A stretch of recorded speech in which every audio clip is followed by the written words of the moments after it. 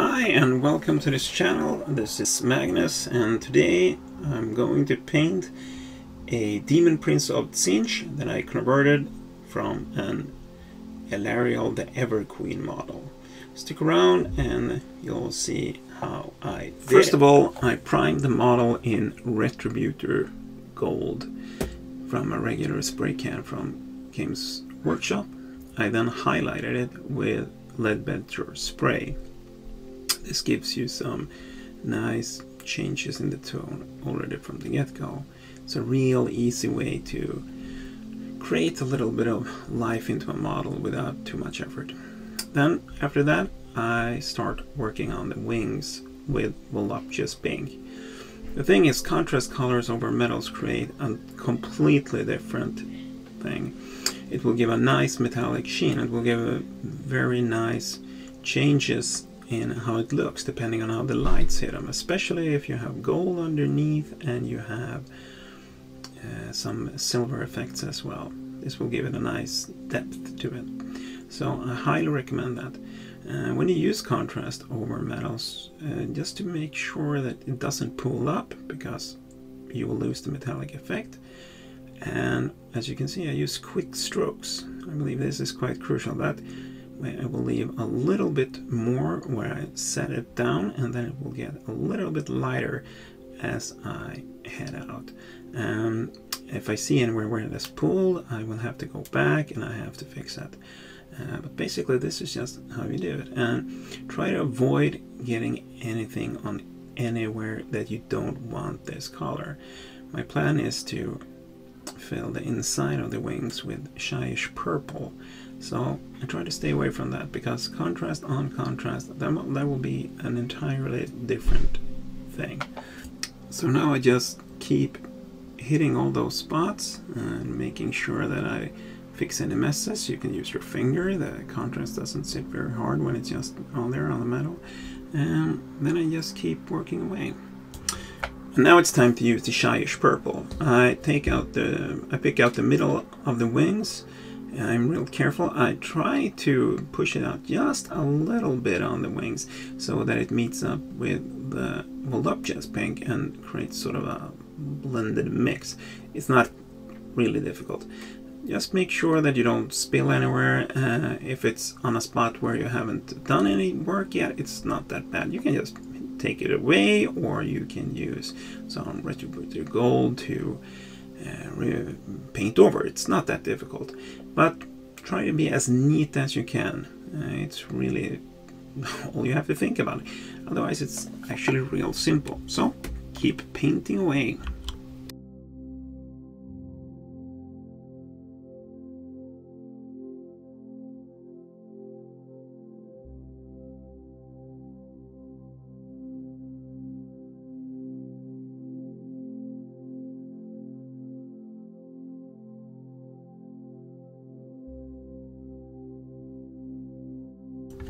Now it's time for the main body.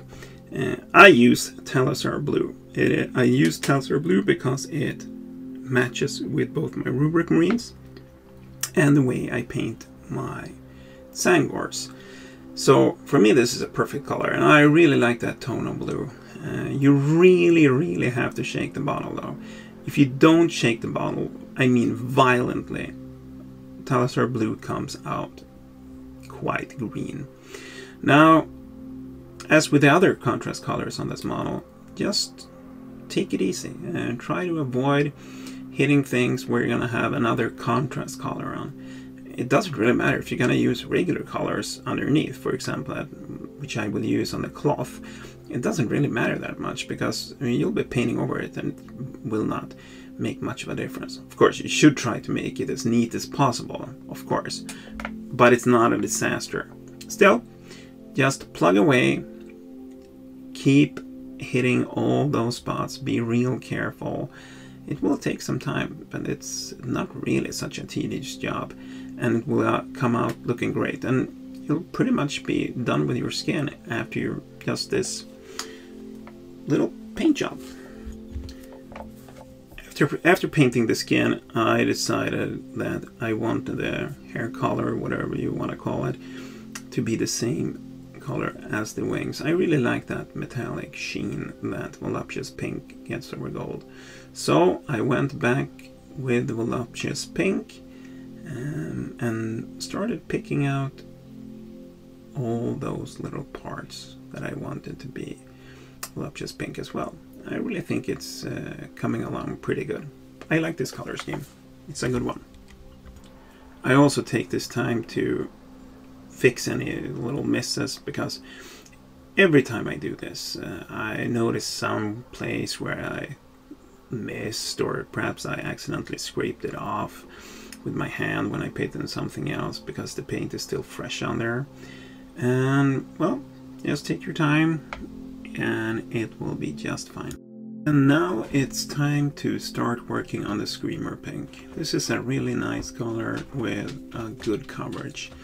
So it goes on pretty quickly on the gold. Just be careful that you don't get it anywhere where you don't want it, and you'll be fine. It usually takes 2 coats though, because you don't want it too thick. As you can see, I use a wet palette and slightly dilute it so that I get a better coverage, smoother coverage rather. But then again, I have to go over it twice.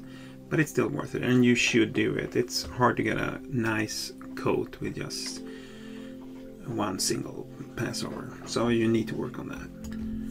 And as you can see here, this is just about finding all those pieces of cloth that are supposed to be covered in the proper color, in this pink, and just working through it. It takes a little while, but it really just takes patience and a steady hand, and just work through them. You're gonna miss some, and that's not a problem. I could have assembled the model in sub-assemblies, leaving, for example, the spear off would have made it a lot easier. The wings as well, of course. But the problem with that is that would also create the different problems. For example, well, yeah, I'm gonna have to assemble it afterwards. And now it's time to do the highlights on the gold. I use Stormhost Silver for this. This is a very bright silver metallic color. And just pick up the highest points, follow the ridges, use the side of your brush to get this effect on. Once more, it just takes patience really. Once again, sub-assemblies could have helped. Still, it isn't all that difficult. I also pick up things like gems that I want to use a gem color on later. Those I fill out entirely. So basically I just work around the model, do my best to keep it neat, try to not miss any points that I want to be highlighted. I'm gonna cover this in Reikland Flesh Gloss later, so any misses will still be redeemed by that.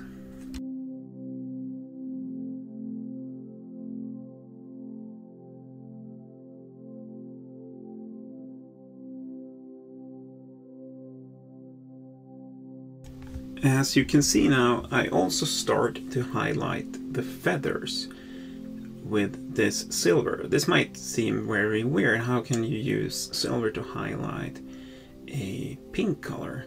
Well, that is, since the wings are in a metallic pink, you can't highlight them with, for example, a regular pink, Emperor's Children or something like that. That will just look really, really weird. You need to highlight it with a metal color. That will bring out the proper metallics and it will make it look great.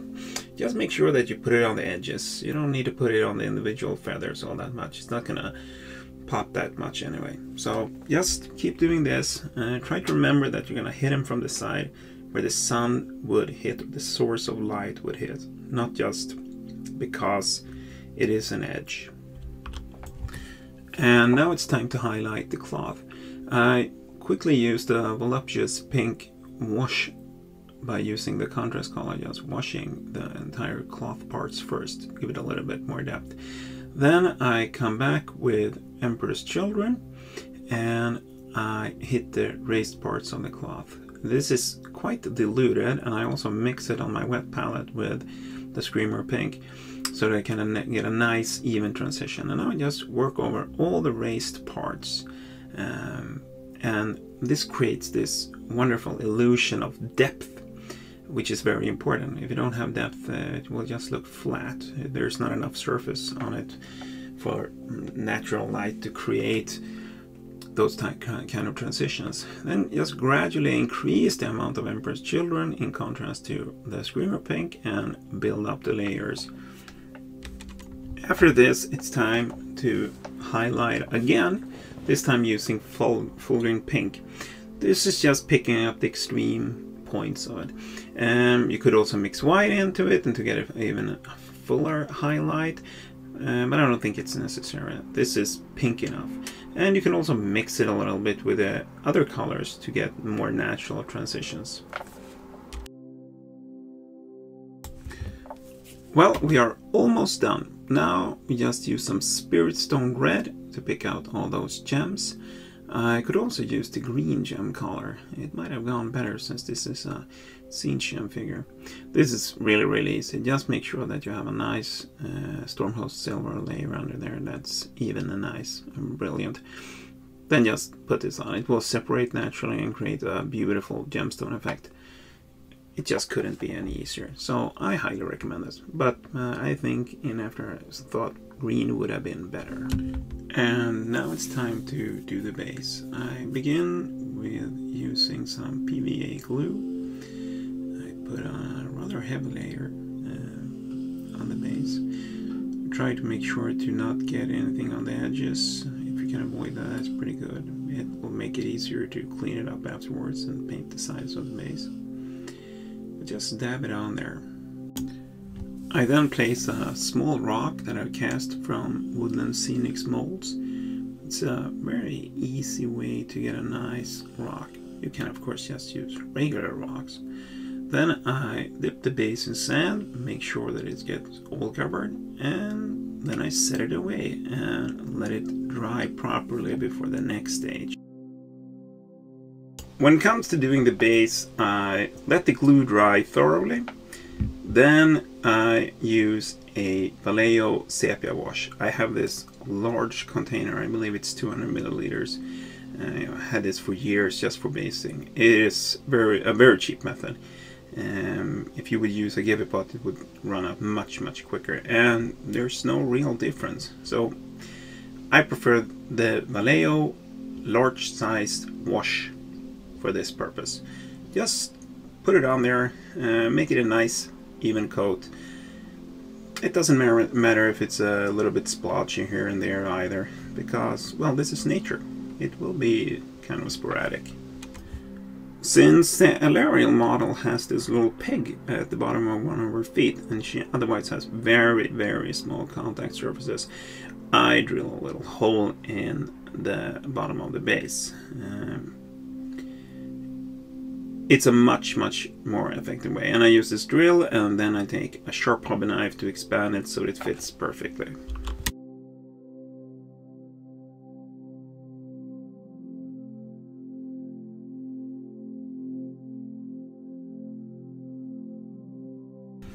Now it's time to dry brush the base. Use whatever beige and browns you got at home that you will think will look good. You don't need to care about what particular color to use. It's not that important. It's important that you get a natural feeling, and if you have a board that you regularly play on, try to match it with that.